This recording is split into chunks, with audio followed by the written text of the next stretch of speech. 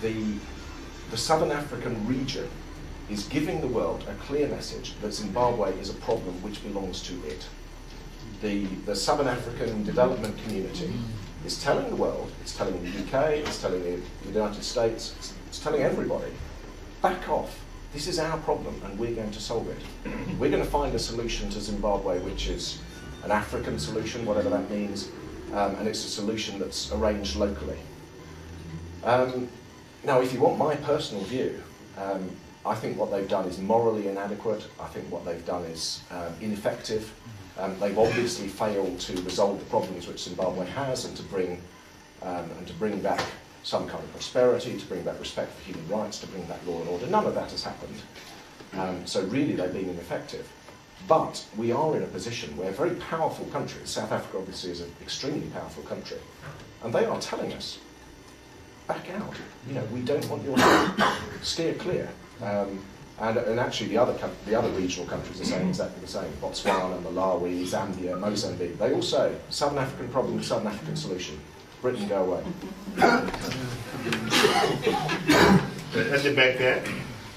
Hello, David Gorod. I'm sorry I came late. I don't know if you discussed these things earlier, but last night you may have seen the Channel 4 programme about exported tilapia to this country, millions of pounds worth. What is your view on the question of trade sanctions or otherwise between this country, Western countries, and Zimbabwe? And broadly speaking, I mean, people often say this, and I think they're trying to draw parallels between the apartheid situation, the apartheid era situation, and now. There is one crucial difference. During the apartheid years, what was the ANC calling for all the time? Sanctions. Yeah? The ANC was always saying, we want sanctions against apartheid South Africa to break this racist regime. They were very clear about that. I remember I once got the honour of going on Question Time when Robin Day was on it, and I asked a question. This was back in 1984, so you can see I'm not young at all. This was back in 1984. And my question, Mrs. Thatcher at that time was opposing sanctions against apartheid, and Winnie Mandela, who was the only one out of prison, was calling for sanctions. Okay, so that was why, in my view, it would have been right to put sanctions on apartheid South Africa. Now, who in Zimbabwe is calling for sanctions? No one. Right, no one. I mean, the NDC isn't calling for sanctions, civil society isn't calling for sanctions. So in my view, there's no case for it. I mean, if the forces which are pushing for change in Zimbabwe don't see that as a constructive step forward, then in my view it's wrong for we Brits to say, you must have sanctions. Another hand at the back there. Hi, my name is Marian Musarua, and I'm an entrepreneur, so I work for myself. I have a few friends who are trying to mobilize a few business people my age, the youngsters, to try and get back home and start somewhere. What's your view, or what's the future for Zimbabwe economy-wise? Because we want to go in, but we're not sure if it's the right time to dig in with the little bit of money we've put together. But we really want to do something different, something new, help the economy, help build, something, and get employment come back in for the locals. So I'm in a position where I'm not sure where to go, where to start. Shall I not? So what's your future opinion for the economy? Wow. Well, first of all, I think you're fantastic. I think that's really magnificent. I think it's a great idea. I think the medium-term potential for Zimbabwe is almost infinite. I mean, it has exceptional resources. As I was saying in that piece, I mean, it has, the greatest land in the world. You can grow anything in Zimbabwe. Wonderful rainfall. It's a very fertile place.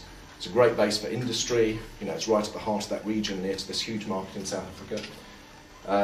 And the labour force there, I'm talking to you as a business person now, the labour force is exceptionally gifted, exceptionally talented, exceptionally well educated. And of course the economy is actually quite depressed at the moment.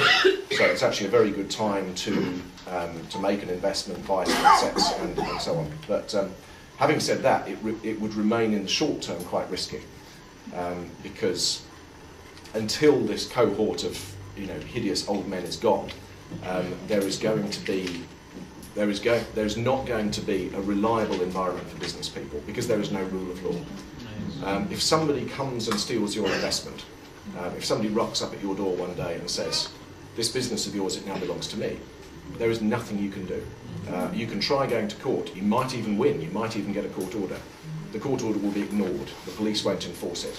And that is a large and unquantifiable risk.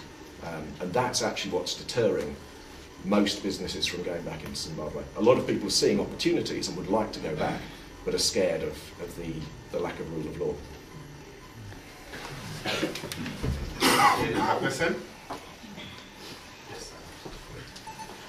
Jafumane from Barclay.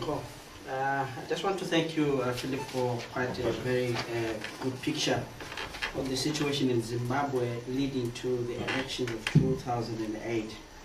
First of all, I think I've got about 2 or 3 questions. To what extent? Wow. First of all, to what extent can we quote your book in terms of our arguments in court, in terms of arguing for cases, for those that are failing their asylum cases in Zimbabwe? That's the first. That's the first thing. Yeah. To what extent can we quote your book as authoritative for the situation in Zimbabwe? And secondly, there is, and there has been, I'm sure most people are aware of the fact-finding mission in Zimbabwe, which has been released by the Home Office. I do have a copy of it. It seems to be painting a picture that the situation in Zimbabwe has changed to the extent that people can actually return back to Zimbabwe without any fear of persecution.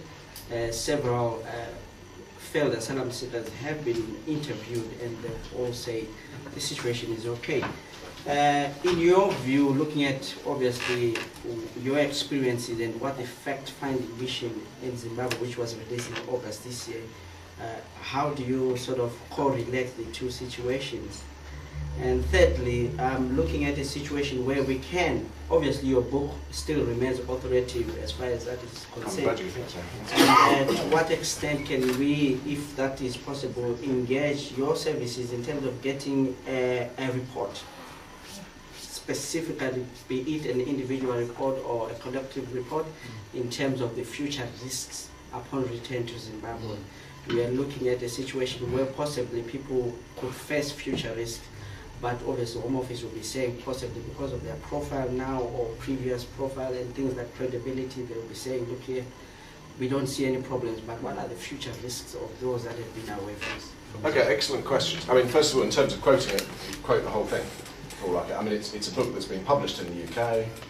You know, it's by me. You know, I had the role I had as a British diplomat in Zimbabwe at that time. You know, quote the whole thing. That's fine. No problem. But you do have to buy a copy first. In terms of fact, I don't know. I haven't read the fact-finding report, and I don't know it. All I would say, I mean, and I can't really add very much to what I've said already, which is I was there from 2006 to 2009. You know, I saw what things were like, and I've written it down as clearly as I can. And if the world chooses to ignore that, then, you know, that's frustrating. In terms of what's happening now, I mean, as I've said, there are my contacts in Harare tell me that things are substantially better than they were in 2008 because there's no violence, there's no indiscriminate violence. The economy has picked up a fair bit. There are now goods in all the shops because you pay for them with US dollars. So if you've got US dollars, life in Zimbabwe is, you know, is currently not too bad. But as I've said to the lady there, my firm belief is that what I've seen here, which after all, let's face it, is a repetition of what we saw in 2002 and 2005. Yeah? You don't need to be a university graduate to see the sequence here. 2002, 2005, 2008, add on 3 more years. Yeah? Unless something dramatic changes, and I'm talking about divine intervention on a quite miraculous scale, which maybe some of the chorus leaders could help us deliver, but unless, without that kind of dramatic divine intervention, there is going to be something like I've described happening quite soon in Zimbabwe. So there it is.